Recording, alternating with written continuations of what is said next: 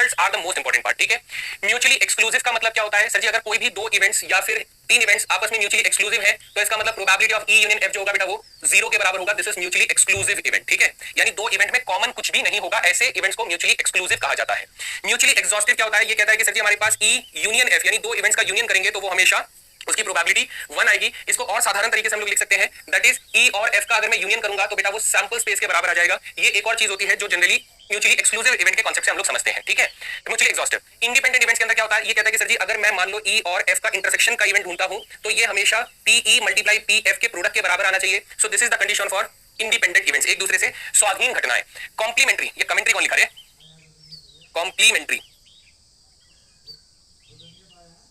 Complementary है ना। Complementary events में क्या होता है गुरुजी, यहाँ पर ये कहता है कि अगर कोई इवेंट है और उसका नॉट इवेंट है यानी कॉम्प्लीमेंट्री इवेंट है तो उन दोनों का जो सम आएगा वो 1 के बराबर आएगा। बेटा पिछले कुछ क्वेश्चन में मैं कम से कम 2 बार इसको इस्तेमाल कर चुका हूं, आपको ये समझ में आ रहा होगा। तो these results are very very important.